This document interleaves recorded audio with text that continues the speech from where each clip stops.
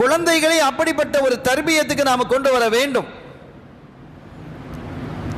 அப்போதான் அவர்கள் வளர்ந்து வாலிபமாகி கல்யாணம் முடித்ததற்கு பின்னால அவங்களுடைய பிள்ளைகளுக்கு அந்த தர்பியத்தை கொண்டு வருவாங்க. இன்னைக்கு நிறைய சூழ்நிலைகள்லாம் வேறு விதமாக போயிடுச்சு. ஒரு காலகட்டத்தில் நம்முடைய எல்லா ஊரில் உள்ள எல்லா ஸ்கூல்களும் வெள்ளிக்கிழமை லீவாக இருந்தது. நம்ம ஆபாக்கள் அதை செஞ்சு வச்சாங்க. இன்னைக்கு அது மாறிடுச்சு. அதையெல்லாம் கேட்பதற்காக போனால் விமர்சனங்கள் தான் அதிகமாகிறது, பலன் இல்லை. நாம் கேட்காமல் இருக்கவில்லை. ஒரு காலகட்டத்தில் அப்படி புதுசாக மாறிய போது நாம் அதற்காக முயற்சி எடுத்தோம்.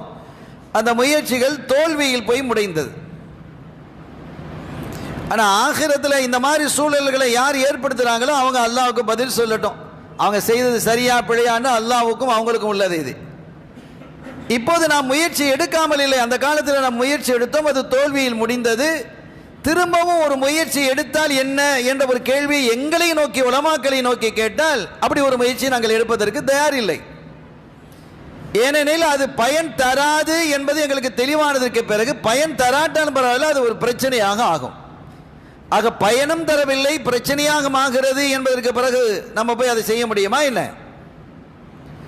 ஆக வெள்ளிக்கிழமை என்பது ஒரு அற்புதமான நாள். அது சூரத்துல் கஹ்ஃப் ஸலவாத் ஓதுவதற்கான நாள். அதை நம்முடைய வாழ்க்கையில் கொண்டு வரணும். ஒவ்வொரு வீடுகளிலும் அது ஓதப்பட வேண்டும். கண்மணி நாயகம் ஸல்லல்லாஹு அலைஹி வஸல்லம் அவர்கள் நினைவு கூறப்பட வேண்டும். அதற்கு அடுத்து வீடு என்று எடுத்துக்கொண்டால் வீடு சுத்தமாக இருக்கணும். அத்தஹாரத்து நிஸ்புல் ஈமான், சுத்தம் என்பது ஈமானில் பாதி என்கிறார்கள் நம் இதயவேந்தர் காத்தமுர் ரசூல் முஹம்மதுர் ரசூலுல்லாஹி ஸல்லல்லாஹு அலைஹி வஸல்லம் அவர்கள். சில வீடுகளுக்கு நம்ம போகும்போது பளிச்சென்று இருக்கும். வீடு ரொம்ப அழகா இருக்கு. வீடுகள் எப்படி இருக்கணும்? பளிச்சென்று இருக்கணும், சுத்தமா இருக்கணும்.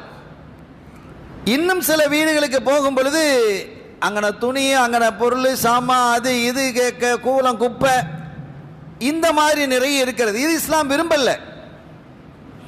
அது ஆரோக்கியத்திற்கு கேடானது.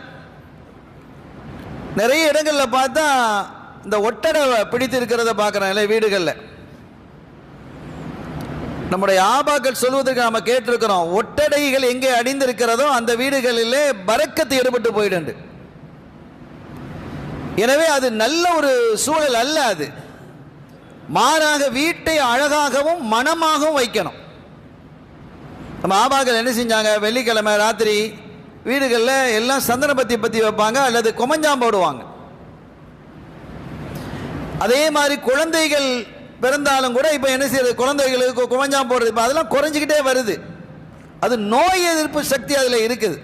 அது ஒரு மரத்தினுடைய பிசின் தானே, அது நோய் எதிர்ப்பு சக்தி அதில் அல்லாஹ் வச்சிருக்கிறான். ஆனால் இப்போ அந்த மாதிரி இல்லாமல் நிறைய ஏதோ ஒரு ஸ்ப்ரே அடிச்சு என்னது நடக்குது. சரி, ஏதோ ஒரு வகையில் மனமாக இருக்குன்னு வைங்க. அப்படி மனமாவது இருக்கணும். அசுத்தமாக இருக்கக்கூடிய வீடுகளுக்கு ரஹமத்துடைய மலக்குமார்கள் வரமாட்டாங்க. குழந்தைகள் இருக்கக்கூடிய வீடுகளாக இருந்தால் அங்கங்க அது சிறுநீர் கழிச்சு வச்சிடும், டாய்லெட்டுக்கு போயிடும். இது இயல்பு தான், உடனே சுத்தப்படுத்திடணும். குழந்தைகளே ஒரு பரக்கத்தானவர்கள். அப்ப அந்த குழந்தைகள் ஏதாவது அசுத்தப்படுத்தினா அது குழந்தைகள் தானே, அதுக்கு தெரியாது. உடனடியாக பெற்றோர் என்ன செய்யணும்? அதை சீர்படுத்தணும். இன்னொன்று என்னன்னா, அந்த குழந்தைகள் அப்படி சிறுநீர் கழித்தால் சில தாய்மார்கள் என்ன செய்றாங்க? ஏசுறாங்க. நம்ம சில வீடுகளை பார்க்கிறோம், கடுமையான வார்த்தைகளால் குழந்தைகளை ஏசுறது. குழந்தைகளுக்கு அது தெரியுமா? நீ அதை ஏசிறிய, அது கபூல் ஆகிட்டா, அந்த புள்ள பாதிக்கப்பட்டா அதனுடைய விளைவு உனக்கு சேர்ந்து தானே கஷ்டம். அந்த குழந்தைகளை தர்பியத்து செய்து பண்படுத்தி அவர்களை இப்படித்தான் பாத்ரூமுக்கு போகணும் அப்படிங்கிறதெல்லாம் சொல்லி வரணும். அந்த காலத்தில் வீடுகளுக்குள்ள பாத்ரூமே இருக்காது. இருக்குமா? நான் சின்ன வயசுலேயே பார்த்துருக்கேன். வீடுகளுக்குள்ள பாத்ரூம், டாய்லெட் இருக்காது. டாய்லெட் வெளியில தான் போகணும், தோட்டத்தில் தான் வச்சிருப்பாங்க. அப்போ டாய்லெட்னா என்னது அப்படிங்கிறது பார்க்கும்போது ஸல்லல்லாஹு அலைஹி வஸல்லம் அவர்கள் நீ பாத்ரூமுக்கு போகும்போது அல்லாஹும்ம இன்னி அஊது பிக்க மினல் குபுதி வல் கபாயிதுன்னு ஓதிட்டு போங்கிறாங்க. ஆண் பெண் ஷைத்தானினுடைய தீங்குகளை விட்டும் நான் என்ன செய்கிறேன், பாதுகாப்பு தேடுகிறேன் அப்படின்னு ரசூல் சொல்றாங்க ஸல்லல்லாஹு அலைஹி வஸல்லம். என்ன விளங்குகிறோம் என்றால், அப்ப ஷைத்தானினுடைய பெட்ரூமாக, அது ஒதுங்கும் தலமாக பாத்ரூம் டாய்லெட் இருக்கு. இப்ப அதை நம்ம வீட்டுக்குள்ளேயே கொண்டு வந்துட்டோம், தவிர்க்க முடியாத நிலை உருவாயிடுச்சு. குறைஞ்சபட்சம் என்ன செய்யணும், அதுக்குள்ள போகும்போது அந்த ஆதாபுகளை பேணி போகணும். அதான் அழகிய வீடு.